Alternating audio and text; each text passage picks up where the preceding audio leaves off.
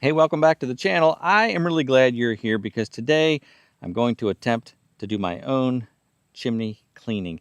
Last year I hired a chimney sweep because I really wasn't comfortable cleaning out the chimney myself. It was the first year that we had the wood stove installed and I just wanted to make sure everything was done right and properly. So I paid the person who installed the chimney liner to come back and sweep the chimney. It's about $200 as I recall. And you know, when I think about the reason we have the wood stove is really to try to save some money. $200 is a good amount of heating oil, not to mention the amount of firewood that we burn. I had to buy a couple cords of firewood last year because I wasn't quite ready. That was another, what, $400. So I feel like I could have just bought heating oil last year. But going forward, I want to try and do this and be as self-sufficient as possible. Now, I've never done this before. Actually, I shouldn't say that. I tried to do this last year and I bought a brush, I bought the rods, and I was not successful. There's a couple reasons for that. Number one is I can't clean out the chimney from inside the house and I can't clean out the chimney from the bottom. Some chimneys who run along the outside of the house have a clean out door at the bottom and you can fish a brush up from the bottom or from inside, but because this is so tight, first of all, the chimney is inside the house, so there's no clean out. If I take the stovepipe off, I can't get these poles to bend 90 degrees to go up that chimney. So the only way to really do it is from the top down. Now the chimney sweep last year had a long fiberglass flexible rod, like on a spool, almost like a snake.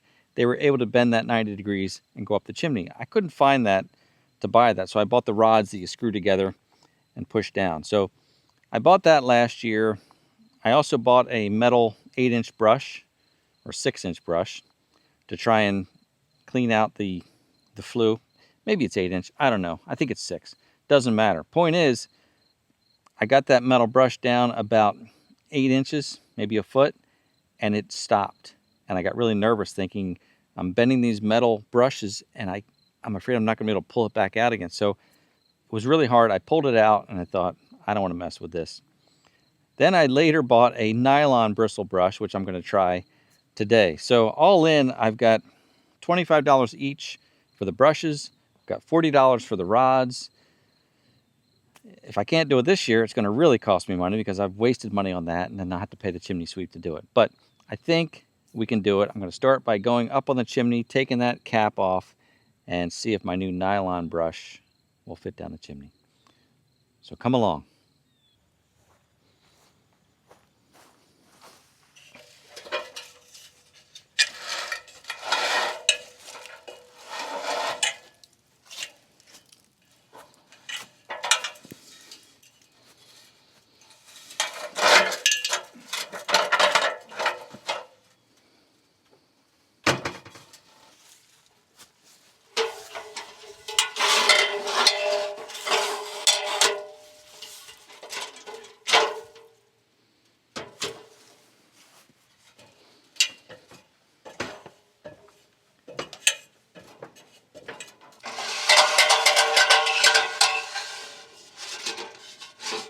Oops. I got it. I got it. I got it.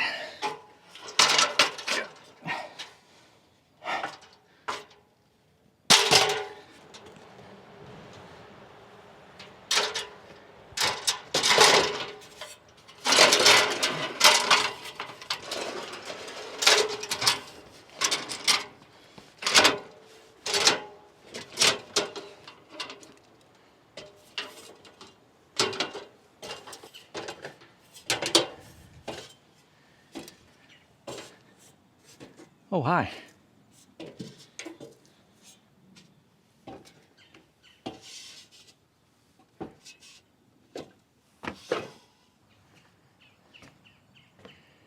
Now, if it wasn't for this low pitch shed dormer, I'd never get up here because the old roof is like 45 degrees or more. So I feel very stable up here.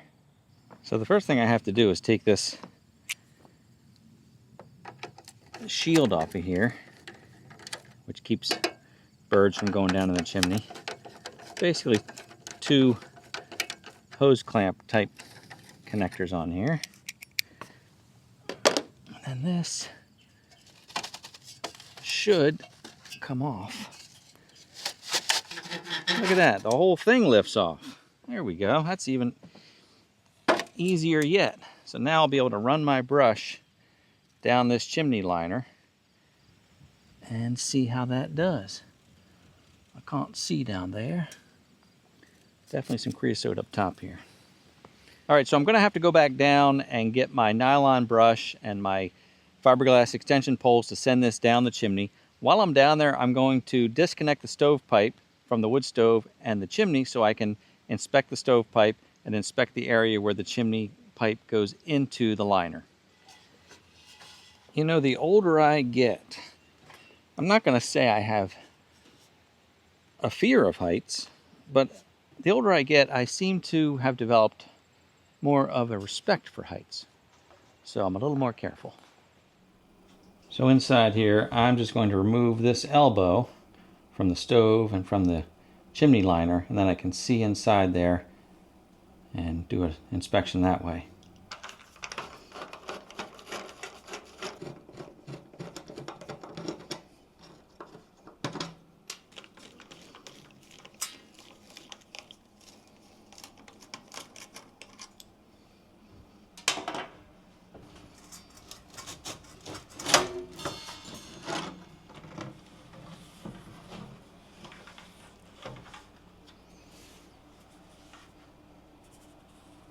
Now this is pretty amazing. Let me shine a light in here. I burned this stove last year, hotter than the year before, really hot. And there is residue that had fallen down from the chimney, basically blocking off half of this flue. In fact, let me get a shovel and we'll get a better visual of that.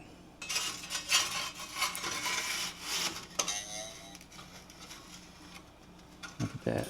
All right, I'm gonna have to scoop that out and vacuum that out, but there's a lot in there.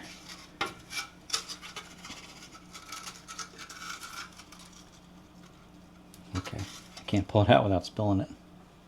Now, if this chimney liner were to continue down further and maybe have a clean out down here, all that soot could drop down into that clean out area and I could clean it out from the side. But instead, the liner terminates right below this connection point. And there's a little cup there at the bottom that captures a lot of the soot as it falls, but as we saw, there was a lot more than that. So that's my only way to really clean it out, is to shovel this out, vacuum this out, and then brush down from the top. So I'm going to go up top and brush down, and I will leave a camera here so we can see how much falls down when I brush it out. I brought up my fiberglass rods and my nylon brush. Now, this nylon brush is not too different than the steel bristle brush. It's actually really firm bristles. They're like 1/16 of an inch in diameter, and it's really stiff. So what I read was, I'm out of breath from climbing those 2 ladders. What I read was, if I have problems with this brush going down, what I can do with this one is take some snips and I can basically give this a haircut and make it fit just a little better. I'm hoping not to have to do that, primarily because I don't want to climb down the ladders again. So hopefully this will fit down there okay. The other camera is running downstairs, and we'll see if we can get this started. All right, so these threaded rods thread onto the brush, and then additional threaded rods thread onto each other. So let's see if that works. I just want to make sure it's threaded on enough so we don't lose it. All right. Here we go.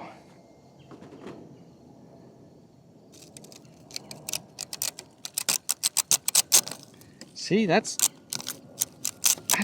tight.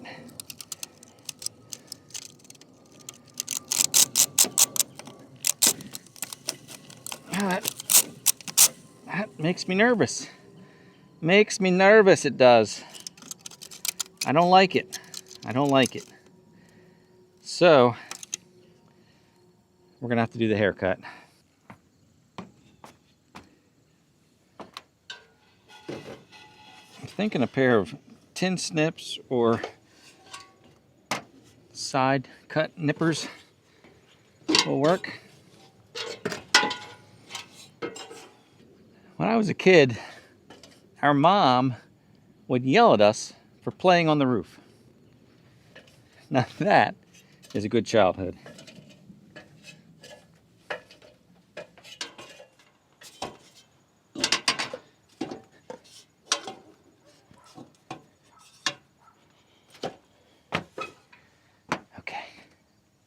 Okay, so this is a bit tedious, but I have these nippers here. And I think if I cut like an 1/8 inch off of each little hair here, little bristle, I should be able to get this to go down. I'm going to start with just the first couple rows. And then we'll see if it starts to go down.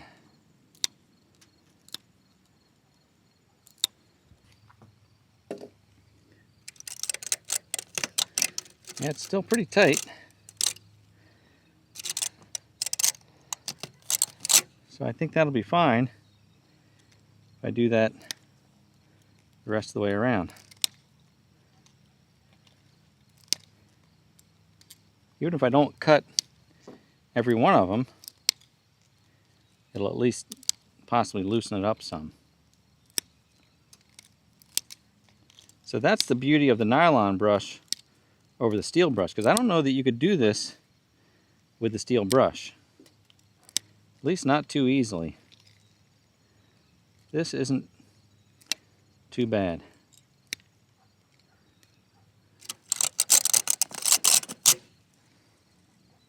I guess you want some resistance, obviously. So we don't want to cut it too short.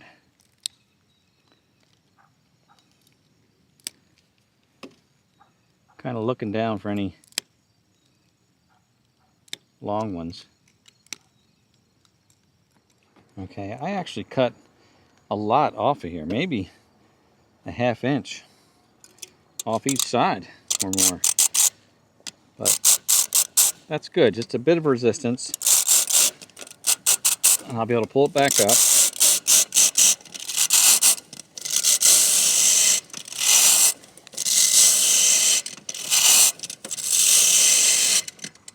Okay.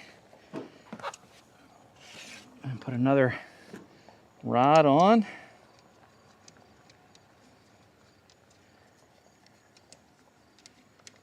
I think these rods are 3 or 4 feet each.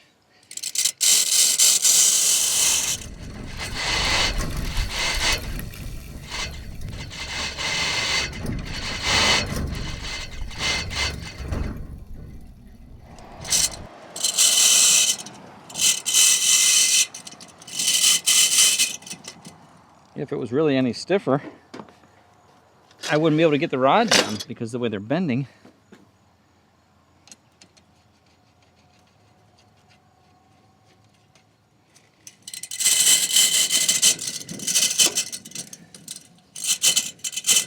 That's tight.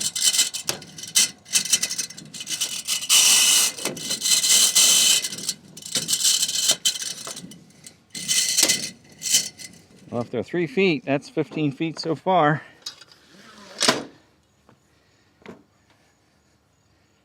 And we're probably 20 feet up.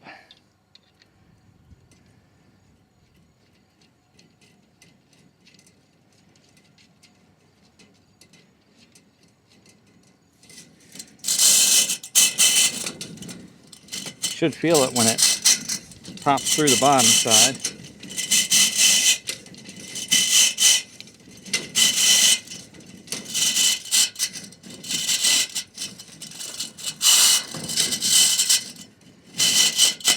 Still going. Wow. This has to be the last rod that we need to do.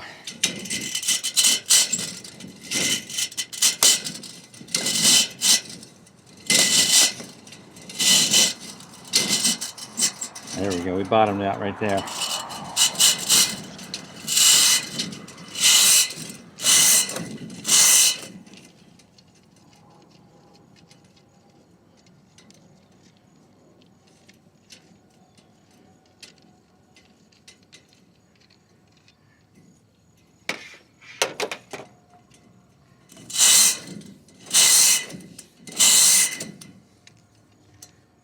You can see how this is it's a flexible, I guess you'd call that corrugated pipe. It's stainless steel, it's supposed to be of a pretty heavy gauge.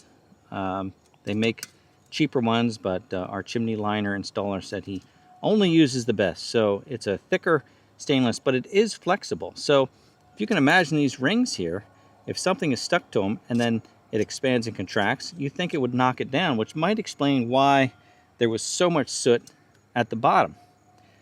Did I leave my screwdriver downstairs? Darn it, I think I did.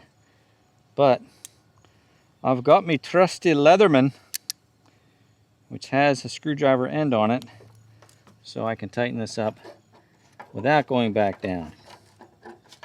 Oh, that's nice, yeah. Thank you, Leatherman. Always there when I need it.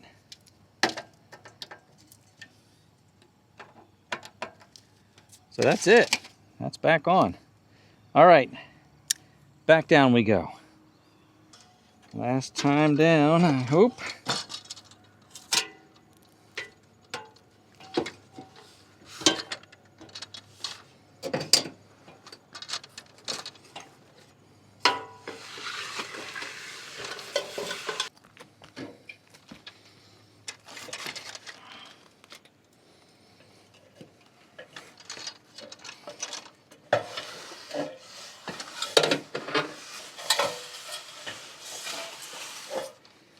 All right, let's head back inside. So back inside, clearly there was a lot of buildup in that chimney liner, because this soot now just about completely blocks off this flue. So that was a good amount of soot in there, and just goes to show the importance of cleaning out the chimney. A lot of big chunks here that fell down too. So I'm going to start by shoveling out as much as I can here.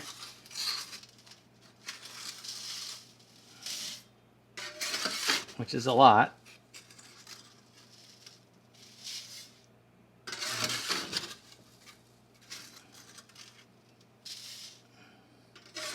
There was 3 full shovelfuls. Almost 4, plus what I cleaned out before we started. That's quite a bit. All right. Then I also picked up one of these fireplace vacuums. It's got a metal hose end on here, and it's got a, I guess, a fiberglass pre-filter, just in case you happen to suck up any hot coals, although I always make sure my stove is really completely down before I clean it. But I do use this throughout the year to clean out the stove. But I'll use this now to get in there and get the rest of this stuff.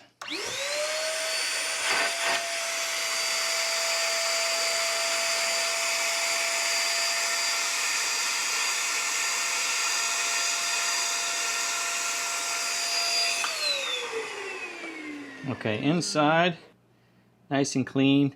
You can see back there is sort of the bottom, well, it's the bottom of this elbow, and it's got that little catch can area. It's only about 1 inch deep, so there's not that much soot that can be caught. I do wish that was like 6 inches deep or so, but that's how it's designed. Anyway, we're cleaned out there, and now I'm going to take this opportunity to also clean out my catalysts here, because this is one of those clean burning wood stoves. So these are the ceramic catalysts that the smoke goes through and any unburned fuel goes through here. And then these get extra hot and they burn it off, just like your catalytic converter in your automobile. But these get filled with a little bit of ash, like fly ash.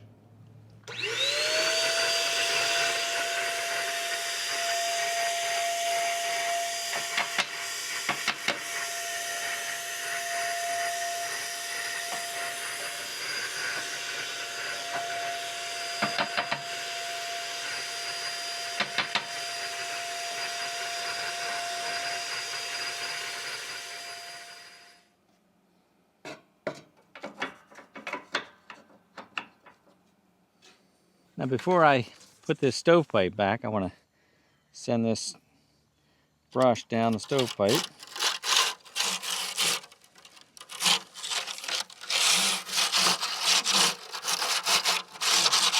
So clearly this brush was sized for stovepipe, not for the chimney liner, because it's actually loose in here now. So untrimmed, it would probably work just fine in stovepipe, 6-inch stovepipe.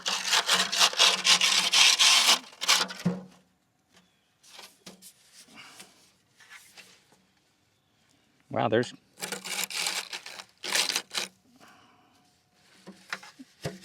a good amount there too.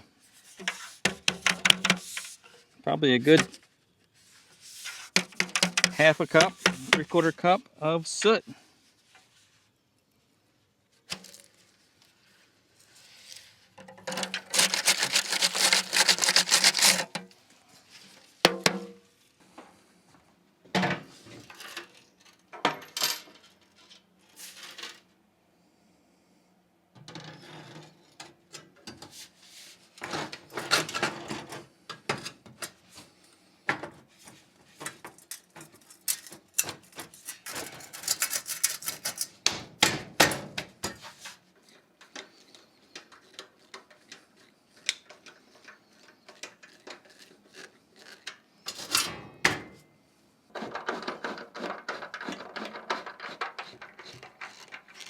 Well, I've got a couple takeaways here from this. First of all, definitely clean out or get your chimney cleaned out at least annually, maybe twice a year. Now last year, mid-season, I did take this stovepipe off and I shoveled out that soot that had fallen down because it started to compromise that vent pipe, you know, the flue. So I cleaned that out. But you could see now that by brushing out that chimney liner, there was a lot of soot and creosote built up in there. So that's got to be cleaned out, again, at least once a year. The other thing is that $200 service call is not looking so bad anymore, because this was a couple hours and it was not really easy. I mean, a lot of setup, a lot of climbing. It's kind of dangerous. You know, it's not so bad to have to pay somebody to do the job. And if you're not ready to tackle something like this, make sure you at least hire a chimney sweep and get your chimneys cleaned out. Pre-season, post-season, mid-season, be sure to get it done. You don't want to have a chimney fire. You don't want to compromise your stove. You know, with that flue being kind of blocked off with all that soot, this stove is not going to get the air it needs and the flow that it needs. So that's really important. Anyway, I hope you enjoyed this video. If you did, please give it a thumbs up. If you like this kind of content, be sure to subscribe to the YouTube channel or follow on Facebook, Instagram, or TikTok. Thanks for watching, and as always, I look forward to seeing you next time.